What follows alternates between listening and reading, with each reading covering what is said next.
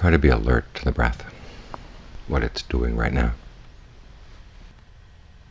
and what you're doing with it right now. Sometimes you notice that you're putting a little bit too much pressure on it, or too little pressure on it. Too little means that the mind just keeps slipping away.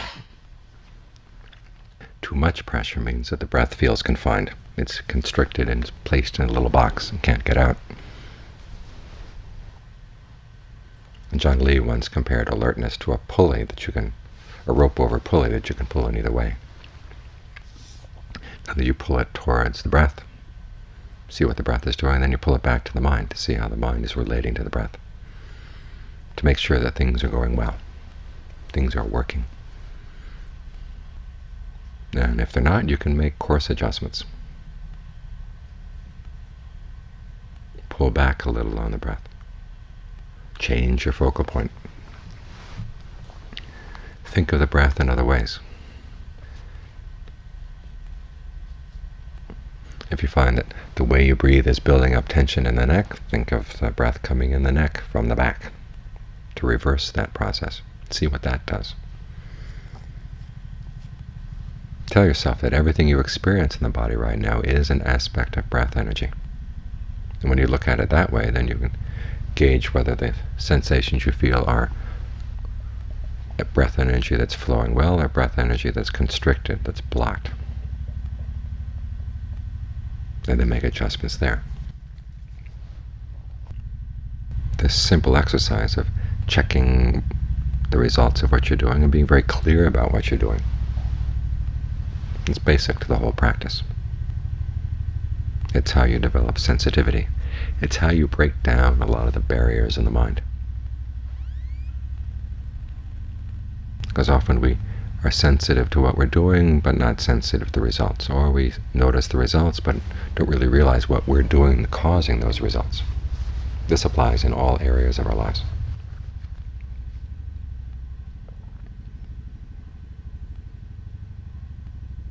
And sometimes it's simply because we haven't directed our minds in the right direction. Other times it's a little bit more willful. There are certain things we don't want to see. And so we erect firewalls in our minds. We put up stage sets to hide things from ourselves. Part of us knows that we're doing this. And yet part of the mind's agreement is to pretend that you don't know. This way we block off unpleasant things, and most of the unpleasant things we block off are things we've done in the past that caused harm. Sometimes things we knowingly did that were going to cause harm, but we went ahead and did them anyway. And if this is a habit with us, those firewalls get thicker and thicker, and the whole problem of ignorance becomes bigger and bigger in our minds. We tend to think of ignorance, or avijja, in very abstract terms, not knowing the Four Noble Truths, not knowing dependent co-arising,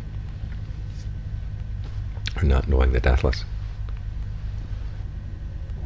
But you can't chip away at those forms of ignorance until you've chipped away at the more blatant ones.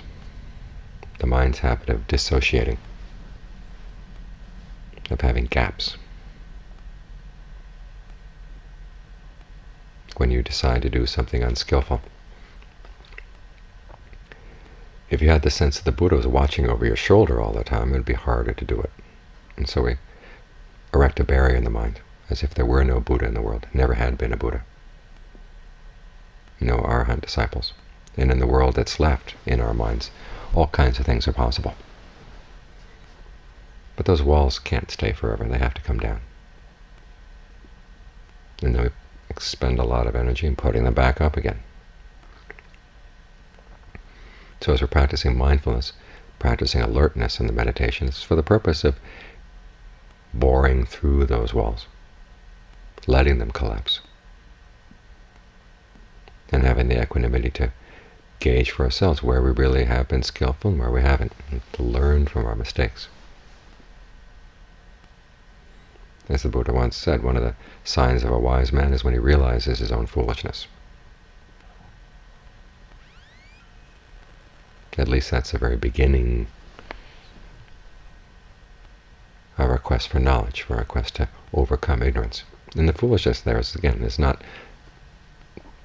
that you don't know a particular Buddhist teaching, simply that you aren't sensitive to what you're doing or sensitive to the results. Here we have this power within ourselves to shape our experience. And yet for the most part we use it in ways that cause ourselves unnecessary suffering. This, according to the Buddha, is the biggest danger in our lives. Not what other people are going to do to us, but what we do to ourselves through our actions. This is why when he focuses on the suffering in the Four Noble Truths, it's specifically the suffering that comes from craving and ignorance. There's a natural stress in the fact that things change. But the real problem is that we create suffering through our craving, through our ignorance. When it becomes a habit to put up those walls, we get in a position where we can't even trust ourselves to do the right thing, not even for our own good. That's scary. I've told before the story of the Alaskan shaman who, gosh, must have been decades ago, was interviewed by an anthropologist about his tribe's religious beliefs. And the shaman went along with the anthropologist's questions for a while, but then finally noted it's not what we believe that matters. It's not that we believe, he says, what we fear. That's what matters. And a lot of the Buddhist teachings come right down to this. What is there to fear? It's our own misuse of our power to shape our lives. And his teachings are designed to help us learn how to use that power more wisely. And that means breaking down those firewalls, breaking down those compartments that we create in our mind that allow us to do things that are unskillful. So we work with mindfulness and alertness, trying to be as continuously aware of the breath as possible without any gaps, because it's the gaps that allow ignorance to come seeping in, to create those walls, to create those little dark corners where it might seem right to act on anger, where it might seem right to act on lust, seem right to act on fear, passion, greed. It seems right because we block off so much of our knowledge of what's really right. And if it's a habit with us, and as I said, we can't trust ourselves. We end up doing things that are going to harm ourselves, harm other people. Because we create these false little worlds where it seems that karma doesn't matter. We can get away with certain actions. Or it won't matter, we tell ourselves. But inevitably those walls are going to have to come crashing down, and the principle of cause and effect is going to have to assert itself. And so this make-believe in which we create these walls, in which we basically lie to ourselves and agree to be deceived by our own lies, that's where we have to start our work. And we do that by working on the meditation, working on being sensitive to the breath all the time, as continuously as possible. When we learn to be true to ourselves, then the truth holds no fear, truth holds no dangers. It's when we create make-believe worlds for ourselves, we know eventually they're going to have to come tumbling down. But we do our best to keep them shored up. So in the back of the mind there's a fear of the truth, because we haven't been true to ourselves. When you learn to be true to yourself, the truth holds no danger. The truth holds no fear, because you're right there with the truth all the time. It's like a person who holds to the precept against lying. You don't lie at all, so you don't have to remember what you said to this person or what you said to that person, because you've been with the truth all the time. You've been saying the truth all the time. The same principle works on the inner level as well. If you've been with the truth all the time, nothing that the truth will serve up will have caused you any fear, cause you any danger. Because over time you learn to become more and more skillful in how you relate to the truth. Even the suffering that comes from past actions, the pain that comes from past actions, you learn how to relate to that skillfully, without trying to pretend that it's not there, without trying to make too big or too little an issue out of it, but looking at it for exactly what it is and learning to understand it. When you understand it, you can get past it. You can transcend it. And the understanding requires seeing cause and effect, seeing your actions, the results of what you've done. and learning to fine-tune your sensitivities so that you become more and more skillful in relating to the truth, which allows you to be with the truth more and more and not go running off into make-believe worlds. So when you think about the causes of suffering, remember, craving and ignorance are not abstract things. They're habits of the mind, many times willful habits of the mind. Craving comes from ignorance. Ignorance also comes from craving. We set up these walls in our minds so that we can get away with the things we want to do, but we can't really get away, which is why the craving and ignorance are causes of suffering. So what we're doing as we stay with the breath is not simply a technical exercise that allows us to bypass a lot of the necessary work in our lives. Actually, it gives us the tools we need in order to do that work. But it has to be supplemented also with a knowledge of what the Buddha taught. You can't simply do a technique and hope that the technique will reveal everything to you. You have to reflect on what the Buddha taught about the principle of action, the principle of its results. Generosity, virtue, all the teachings form a coherent whole. Even the teachings that we tend to regard more as the religious trappings around Buddhism are really integral to the practice. The act of taking refuge, what does that mean? When you take the Buddha as your guide in life, one thing it means that you keep remembering him. The word sarana, refuge, is also related to the word for, it's actually the same word for to remember. You try to remember the Buddha all the time. It's as if he were looking over your shoulder, or his example is always there for you to reflect on. That this is how true happiness is found, through the way that he did it. And you look at the qualities that he developed. He developed compassion, wisdom, purity. That was the way to suffer. That was the way to the end of suffering. And he left behind the Dharma as his guide in how to develop compassion, wisdom, purity. Interestingly enough, it's always based on the idea that we want happiness. The idea of our desire for happiness many times seems to go counter to compassion, but the Buddha uses it in such a way to foster compassion. You think about the fact that you truly want happiness. Are you different from anyone else in that?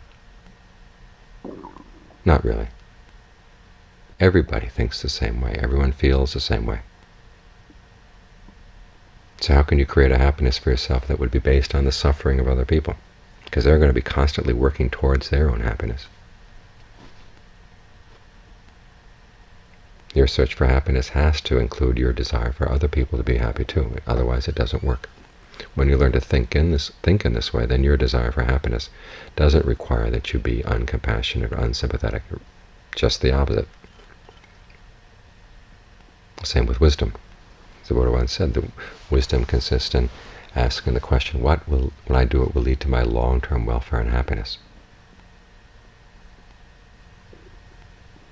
Here the emphasis is on the long term. Realizing that you are responsible for the actions that will lead to that happiness, and that you have to be careful not to go running off after short-term happiness but long-term pain. It's a desire we all sincerely have. The Buddha is simply asking us to reflect on it in a way that leads to wisdom, leads to discernment. And it's embodied in those teachings we've mentioned many times, as teachings to his son, on reflecting what you're going to do, your intention before you do something. Will it lead to harm? Will it lead to happiness? If it leads to harm, don't do it. If it looks like it's going to be harmless, then go ahead and do it. While you're doing it, however, check to see if any unexpected results are coming up. If it leads to any unexpected harm, stop the action, change, do something else. It seems to cause no harm, continue with it to the end. Even when it's done, though, it's not really done. You have to reflect on the long-term results. This applies not only to your physical actions, also to your words and to your deeds, to your thoughts. It applies to your meditation. Look at you intend to stay with the breath. You do it a certain way. Check to see the results. Is it going to cause harm? Is it causing harm? Is it causing pain right now? If it is, change. If it's not, keep going. When you come out of meditation, notice the results of your action, your meditation in your daily life. The interesting thing about these instructions, the Buddha said, is this is the way to purity. This is how you purify your thoughts, your words, and your deeds. Through looking at your actions in terms of their intentions, the quality of their results. If you see that you made a mistake, then resolve not to make it again. This is where the purity comes. That requires not having firewalls up in your mind. It means seeing the connections between what you intend to do and the results you get, and the fact that you can change if you've made a mistake. So this is how compassion, wisdom, and purity are brought about, by taking our desire for happiness and learning to work with it in a skillful way. This is the Dharma. This is how we take refuge in the Dharma, remembering these principles and actually putting them into practice. So the qualities of the Buddha and the Dhamma, the Buddha, appear within us. Which way the example of the noble disciples, the third of the triple refuge, become embodied within us. That's how we become noble disciples as well.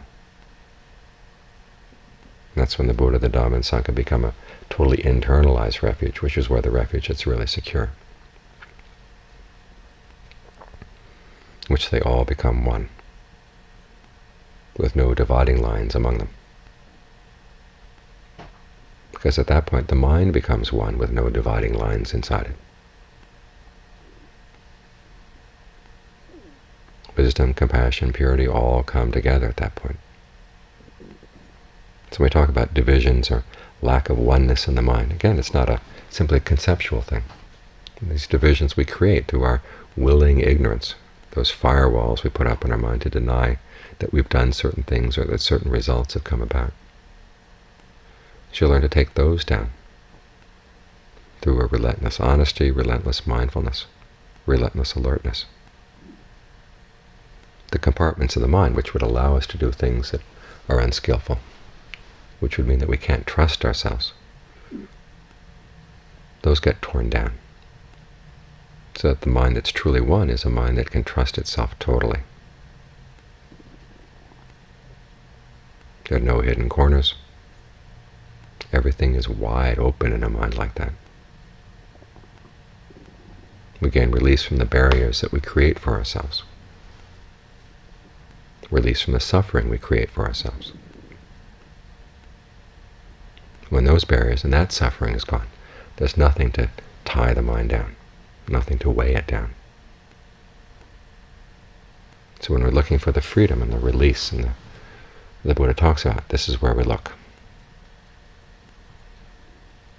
Learning to see through the barriers we create for ourselves. It's right here to be seen. Simply we have to learn how to stop creating those barriers. It's a demanding path, but at least it's a path of possibility. You don't have to depend on anyone else. You don't have to be afraid that other people are not going to do the work for you, because all the work is work for you to do. And the more you tear those barriers down, the more you can trust yourself to do the work properly.